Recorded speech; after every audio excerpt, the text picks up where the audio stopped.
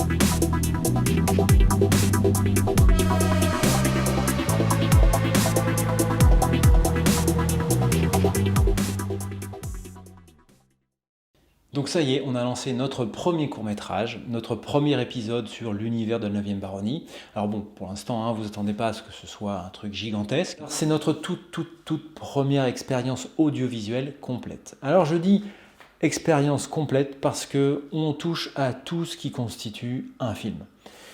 On part du scénario, on fait du cadrage, de la réalisation, du jeu d'acteur, puisqu'on joue dedans, de la direction d'acteur, du montage, de l'étalonnage, du son, de la post-production, puisqu'on est obligé de redoubler certains dialogues parce que le son n'était pas bon. Là, à la fin de cette expérience, on pourra dire qu'on a fait un film complet, même si c'est un court-métrage, même si on est débutant, à budget zéro, c'est vrai, c'est une expérience complète. Et pour le coup, c'est vraiment très enrichissant. Alors évidemment, vous ne vous attendez pas à un Seigneur des Anneaux ou à un Game of Thrones. Il est possible que la prétention de cet épisode soit légèrement au-dessus de ce que nous sommes capables de faire, mais c'est pas grave, on va le faire quand même. Ça nous oblige, ça nous pousse à faire mieux, à nous améliorer et à nous dépasser, donc ça c'est une très bonne expérience. On a un univers complet qui n'attend qu'une chose, c'est d'être exploré. Donc maintenant c'est à nous de nous former, on est très autodidacte donc on se forme tout seul. Et ça avance bien, donc autant sur le jeu d'acteur, parce que là dans le premier épisode je joue dedans, je m'attendais à ce que ce soit plus complexe, mais ça va, c'est pas si difficile que ça. Les costumes, c'est les costumes historiques qu'on a, ou les costumes fantastiques issus du GN. De toute façon notre univers est Heroic Fantasy, donc on n'a pas de compte à rendre question histoire. On se fait plaisir. Le premier épisode, je pense que je vais le balancer directement sur YouTube. Les suivants, on va attendre qu'ils soient tournés, montés, finalisés, avant de les sortir de façon régulière. Voilà, ce sera tout pour ce court-métrage qui s'annonce plutôt bien et qui annonce une belle petite web-série. On va voir ce que ça donne, on verra le résultat.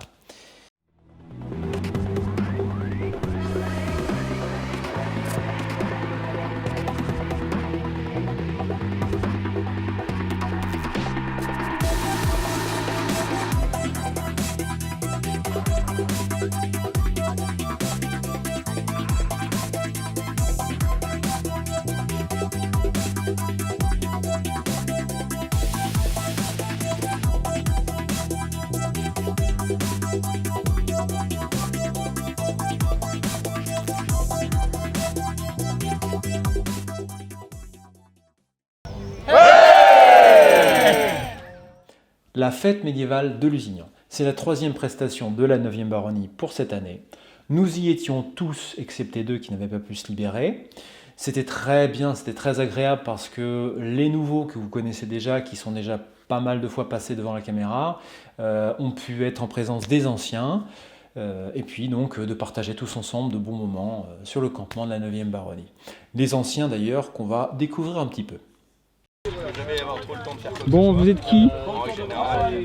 Je suis Léo. Je suis Rémi. C'est ton retour pour cette saison? Ouais, tout à fait. C'était attendu.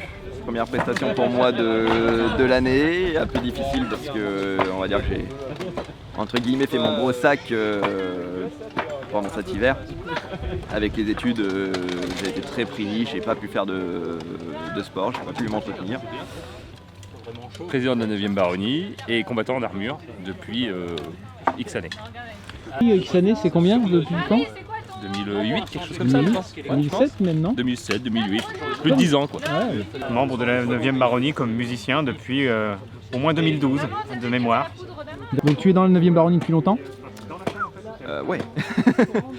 Ouais, ça doit être 2004, 2005.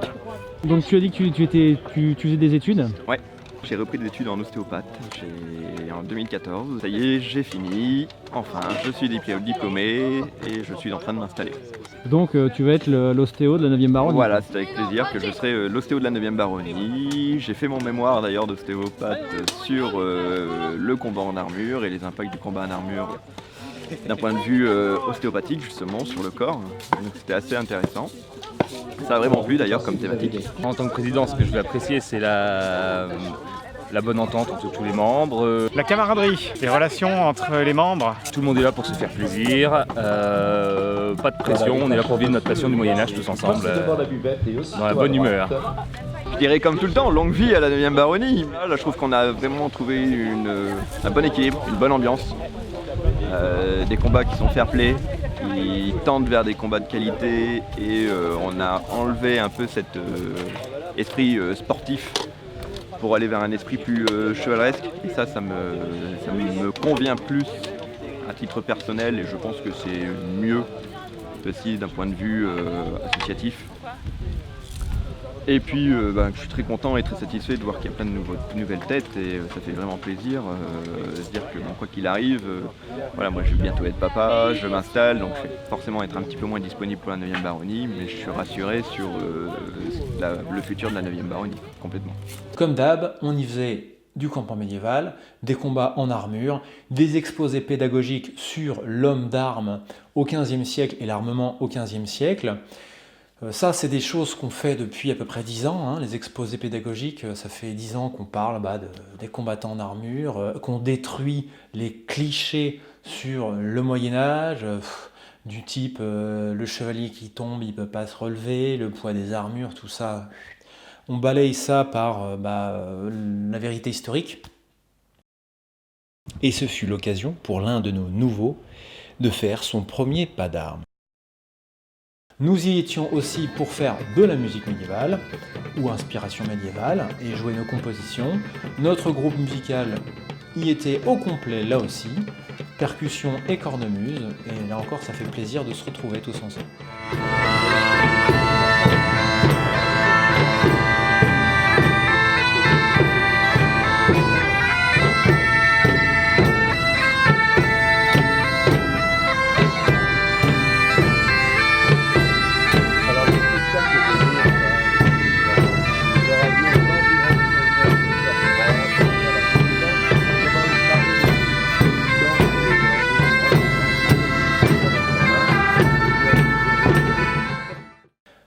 Cette très agréable et très familiale fête médiévale de Lusignan atteint son point d'orgue avec l'attaque du château par les enfants. Attaque ayant comme fond historique les méfaits du prince noir pendant la guerre de 100 ans. Alors, c'est un château en paille. Hein. Alors moi, j'étais pas combattant, j'étais musicien sur cette presta, donc j'ai prêté mon armure, mais quelque part, j'étais bien content de pas combattre parce que lâcher une horde de gosses déchaînés sur un château de paille, ça ressemble un petit peu à ceci.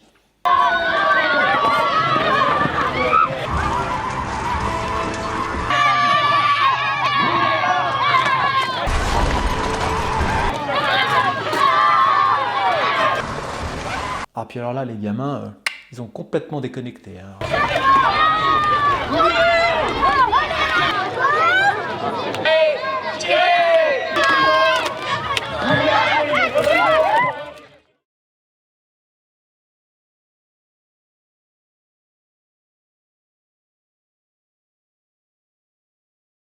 Question histoire, la ville de Lusignan est liée à la famille Lusignan.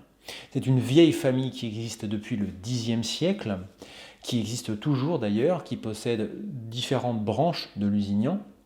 Comme toutes les vieilles familles de la noblesse française, elle possède une histoire complexe. Elle a possédé des terres dans l'Ain, dans la Vendée, dans la Vienne.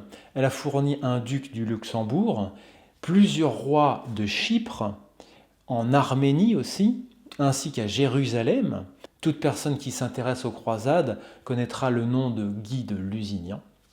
Mais cette famille est aussi liée au surnaturel avec la légende de la fée Mélusine.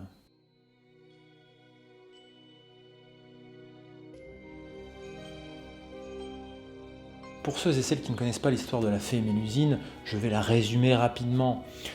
La légende parle de Raymondin de Lusignan qui aurait rencontré et épousé une femme qui aurait été une fée. Et cette femme s'appelait Mélusine. En échange de l'aider à régler les gros problèmes qu'il avait, non seulement elle lui a donné une dizaine de fils qui sont pour certains d'entre eux devenus rois, mais en échange, elle lui aurait demandé de ne jamais venir la voir le samedi. Promesse que Raymondin a tenue pendant des années. Mais, trahi par son frère, manipulé par son frère, Raymondin trahit sa promesse auprès de Mélusine et va un jour l'espionner. Et c'est là qu'il découvre que sa femme est mi-femme, mi-serpent ailé. La promesse rompue, Mélusine s'enfuit pour ne jamais revenir. On dit qu'elle réapparaîtrait parfois pour prévenir de la mort imminente d'un Lusignan. Mais au-delà de la légende, la fée Mélusine possède en elle une symbolique plus profonde et plus puissante encore, qu'on retrouve un petit peu partout dans toutes les régions de France. Mais ça, cette symbolique, je vous laisserai la découvrir par vous-même. Voilà, je pense que ce sera ma dernière vidéo sur les prestations de la 9e baronnie cette année, parce que comme je vous l'ai dit, ça risque d'être un petit peu répétitif. La prochaine vidéo parlera d'un club qui est pas très loin de chez moi où ils pratiquent le trollball. Alors là, on est vraiment dans le domaine de l'imaginaire, le Moyen-Âge fantasmé, les jeux de rôle grandeur nature, le côté geek un petit peu. Moi, j'ai trouvé ça très sympa. Merci de nous avoir regardés. N'hésitez pas à vous abonner et à cliquer sur la petite clochette afin d'être informé des nouvelles vidéos. Et puis je vous dis à bientôt. Bisous.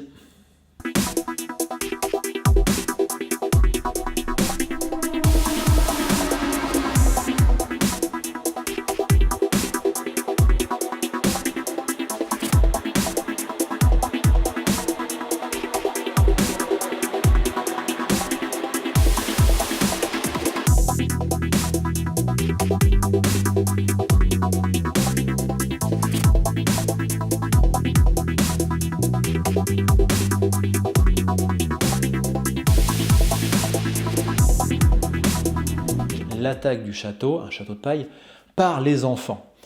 Alors, non. C'était très agréable et cette médiévale. Oh là, je sais plus. Oh là, ça n'a plus aucun sens ce que je dis.